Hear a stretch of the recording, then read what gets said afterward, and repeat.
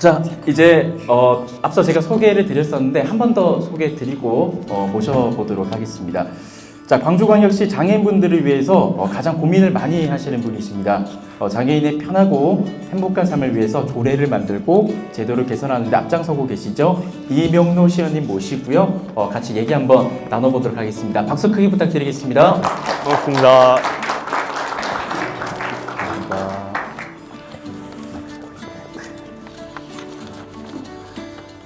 오는데 고생 많으셨죠? 아, 예, 고생 많았어요. 네. 비 많이 왔었는데 오늘 날이 또 너무 좋아가지고 또 마침 잘 된 것 같습니다. 이게 날씨는 더우면 더운 대로 고생이고 추우면 또 추운 대로 고생이고 그런 것 그렇죠, 같아요. 그렇죠. 네. 오늘 너무 더운 거예요. 안 그러셨어요? 네, 네, 저만 더웠군요. 네. 지금 또 좀 더우시죠, 여러분들? 네, 부채질하고 계신 분도 계신 것 같은데 온도 조금 더 낮춰주시면은 네, 좋을 것 같습니다. 자, 우리 시연님 모셔봤습니다. 제가 듣기로는 정말 뭐랄까요, 광주광역시에서 이렇게 활동을 하시면서 자부심이 좀 대단하시다고 제가 전달을 받았는데 의원님께서 뭐 서울이나 타 광역시에 비해서 광주만에 자랑할 수 있는 그런 장애인 복지가 있다면 어떤 게 있을까요? 제가 의정활동을 시작하면서 제일 먼저 본회의장에서 마이크를 잡았던 일이 있습니다. 그게 최중증 발달장애인 융합돌봄 사업 관련해가지고 광주가 굉장히 선진적이잖아요. 전국 최초의 사례를 만들면서 이제 복지부 시범사업으로 선정되면서 또 우리가 유일하게 이렇게 24시간 365일 발달장애인 돌봄 사업을 시작을 했는데 사실 그때 당시에 제가 봤던 그 돌봄 사업은 처음에 시작했던 그런 그림과는 다르게 약간 아쉬움들도 많이 남았어요. 실제 민원도 정말 많이 제기가 되고 있었고 그래서 그 사업을 조금 더 정상화하고 조금 더 진중하게 임해달라라는 생각을 했었는데 뭐 아쉬운 부분들은 분명히 있지만 어디까지나 이 사업은 지금도 타 시도에서 벤치마킹을 하러 찾아오는 광주의 자랑인 사업이지 않나 라는 생각을 합니다. 아까 그 민원이 있었다고 말씀하셨는데 예. 뭐 구체적으로 어떤 민원이 있었나요? 시범 사업이다 보니까 뭐 당연히 그 발달장애인 지원센터가 더 잘 알고 있겠지만 할 수 있는 인원이 극히 한정적이었어요. 그러니까 최중증 발달장애인의 대상자로 오르신 분들 중에서 실제로 그 혜택을 지원을 받을 수 있는 분들이 지극히 한정적이라 또 그 선정 과정에서의 또 잡음들도 있었고요. 그리고 또 그렇게 선정이 되셨다 하더라도 그분들이 어느 정도 혜택을 지원을 받고 나면 돌봄을 받고 나면 이분들은 돌봄 대상자가 아니다라고 탈락이 되기도 하고요. 그러니까 답은 한 가지인 것 같아요. 더 많이 지원하고 더 많이 관심을 쏟는 것밖에 없지 않을까라는 생각합니다.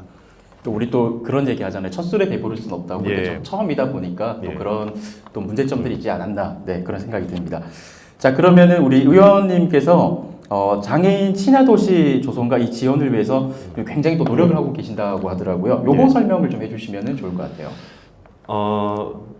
제가 장애인 정책과 또 복지 정책에 관심을 많이 가지긴 합니다. 워낙 젊은 나이에 의정활동 정치를 시작하다 보니까 그런 말 있잖아요. 20대에 그 진보를 지향하지 않으면 뭐라고 하던가요? 그 심장이 없는 거고, 그리고 50대에 작년에 그 보수를 지향하지 않으면 뇌가 없는 거다라고 처칠이었나 누가 이야기했던 것 같아요. 젊어서 정치하니까 피가 빨리 끓더라고요. 잘못되고 있고 또는 슬프고 안타까운 그런 상황들을 보면 바로바로 나서게 되고 이런 아직 철부지 같은 그런 모습이 좀 있는데요. 작년에 본예산을 심사할 때였어요. 올해치 23년도 광주광역시 전체 본예산을 저희 환경복지위원회에서 심사를 하는데 그때 당시에 장애인 친화도시 선포식이라는 예산이 있더라고요. 그래서 그걸 딱 보니까 예산을 한 3천만 원 편성했고 장애인 친화도시를 만들겠다. 이제부터 광주는 장애인 친화도시다 라고 선포식을 한다고 하는데 정작 장애인 친화도시가 뭔지조차 규정이 안 되는 거예요.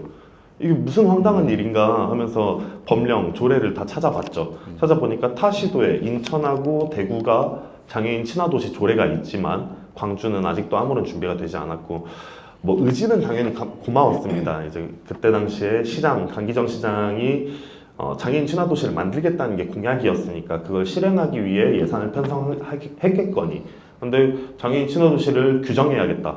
제대로 된 장애인 친화 도시를 행사로 허울뿐인 그런 도시를 만드는 게 아니라 진정한 도시를 만들려면 그런 조례부터 법적인 기반이 갖춰져야겠다라고 생각하면서 만들었고요.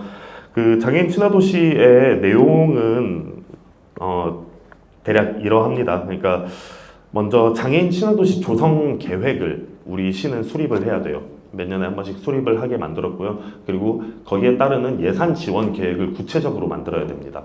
그리고 장애인 친화도라는 걸 시와 그리고 각 자치구에 전부 다 체크를 하면서 우리가 목표치에 도달할 수 있도록 꾸준히 노력을 할 수 있는 진정한 장애인 친화 도시를 만들어 보고자 함께 노력하고 있습니다. 아, 네, 감사합니다. 그러면은 지금 현재 뭐 있는 그 복지도 뭐 중요하겠지만은 우리 의원님께서 생각하시기에 현재 광주에 거주하는 우리 장애인분들에게 가장 필요한 복지, 가장 필요한 복지는 어떤 게 있을까요? 혹시 두 번째로 필요한 복지도 질문을 주실 건가요? 세 번째까지 드릴 수도 있는데, 네, 일단 뭐 가장 중요한 거 한번 들어보고 생각해 보겠습니다. 네. 뭐 첫 번째, 두 번째가 다 중요한 거라 고민되긴 하는데 저는 늘 이동권이 제일 중요하다고 생각합니다. 그러니까 생존권, 교육권, 그 밖에 모든 권리들이 결국에 이동권이 실현이 됐을 때 가능한 건데 광주에서도 당연히 노력을 많이 하고 있죠. 그러니까 장애인 이동지원센터도 그렇고요. 교통약자 이동지원센터도 그리고 장애인 종합사회복지관에서도 그 이동권 관련된 문제들을 많이 해결하려고 노력은 하고 있지만 광주에 있는 장애인분들, 당사자분들의 수요에 비해서 우리의 공급이 부족한 건 어쩔 수 없는 현실입니다. 그리고 또 그 안에서도 많은 민원들이 제기되고 있는 걸 현실적으로 해결할 수 있는 답을 못 주고 있어요. 최근에 어제 그제 제가 의회에서 제일 좀 붙잡고 있었던 일 중에 하나인데 이제 광역 이동권이 실현이 됐습니다. 세빛콜과 같은 그런 장애인 이동 관련 그런 사업들이 광역 이동이 시작됐는데 국토부에서 그걸 지침으로 내렸지만 우리 광주에선 준비를 하지 못했어요. 아직. 뭐 물론 지금 전남도와 함께 막 조율을 하고 있지만 뭐 실질적인 한계는 따릅니다. 예를 들어 우리 시가 보유하고 있는 세비콜 한 대가 여수시로 간다고 했을 때 여수에서 세비콜이 다시 광주로 와주면서 한 대가 거기에서 비게 되는데 그걸 다시 채울 수 있는 뭔가 그 컨트롤 타워가 없는 거죠. 그러니까 약간 지금 당장 필요하다고 해가지고 배차를 늘린다고 해서 이게 해결되는 문제는 아니잖아요. 그러니까 좀 더 진중하게 바라보면서 이 큰 그림을 어떻게 해결해 나갈지, 어떻게 풀어 나갈지 이런 것들을 더 꾸준히 관심을 가져야 되는 지점이라고 생각합니다. 이제 매 회차 진행할 때마다 이 이동권에 대한 얘기가 정말 많이 나왔었거든요. 예. 마찬가지로 또 얘기를 해주셨는데 이제 말씀하신 거 좀 정리를 보면은 이 광역 시간에 이동을 할 때 요 좀 이런 뭔가 컨트롤할 수 있는 시스템이 정확하게 좀 잡혀야 될 것 같다. 이런 말씀 해주신 것 같아요. 그러면은 이제 마지막 질문인데요. 여기 없는 질문 제가 좀 드려도 괜찮을까요? 네. 네. 자, 일단은 우리 의원님께서 광주광역시의 장애인 복지를 위해서 앞으로 가지고 계시는 계획, 뭐 포부도 궁금하고요. 그리고 우리 아까 우리 가은님 어머님께서도 말씀을 해주셨던 뭐 음악적인 치료도 중요하지만은 오케스트라 활동에 대해서 좀 이런 많은 지원이 좀 있었으면 좋겠다 이렇게 말씀해 주셨는데 우리 어머님께서 말씀하신 부분에 대해서도 들으셨을 때 어떻게 생각하셨는지까지 좀 답변 부탁드리겠습니다. 네, 먼저 가장 또 드려야 될 답변이라고 생각해서 먼저 말씀드리자면 저도 100번 동의합니다. 그러니까 광주에 돈이 없지 않아요. 제가 이번 달부터 광주광역시의회 예산결산 특별위원장이 됐습니다. 그래서 약 10조 원 정도의 예산이 굴러가는 게 광주라 광주에 진짜 돈이 없지 않거든요. 근데 그 예산의 문제는 저는 늘 집행부 간부들과 그 협의를 논의를 하고자 하는 과정에서 말하기를 예산은 의지와 철학의 문제라고 이야기를 해요. 그러니까 의지가 있었다면 거기에 대한 철학이 있었다면 그 예산이 다른 예산들보다 더 중요하다는 걸 알지 않았을까라고 생각하고요. 저 역시 다른 예산보다 훨씬 더 중요하다고 생각합니다. 덧붙여서 그 아까 두 번째로 필요한 복지 그거 좀 말씀을 드리고 싶은데요. 장애인 고용과 장애인 근로에 대한 지원이라고 생각해요. 그러니까 장애인 분들을 그냥 복지의 대상자, 지원의 대상자로 여기는 게 아니라 이분들이 직접 일을 하고 뭔가 경제적인 생활을 영위할 수 있는 그런 준비를 하게끔 해주는 것 정말 중요하다고 생각하는데 제가 매 차례 행정사무감사와 상임위 회의를 할 때마다 이야기를 하는 게 광주에 그 직업재활시설 그러니까 그 보호 작업장이라던가 이런 곳에서 만드는 생산품들 있잖아요. 그 법정 구매 실적 혹시 알고 계시나요? 1%예요. 그러니까 광주에서 공기관이나 이런 곳에서 사는 모든 구매 물품이나 계약건 같은 것들의 1%만 맞추면 되는데 광주는 2020년에 0.11%였고요. 그리고 22년에는 0.31%인가로 올랐다가 22년에 다시 줄어들었어요. 그 1% 자체도 못 맞추고 있으면서 장애인분들과 어떻게 함께 경제 생활을 하고 살아가겠다고 하는 이야기를 하는지 하는 게 조금 안타까운 생각이 들고요. 그리고 좀 서두가 길었는데 계획이나 포부를 좀 말씀드리자면요.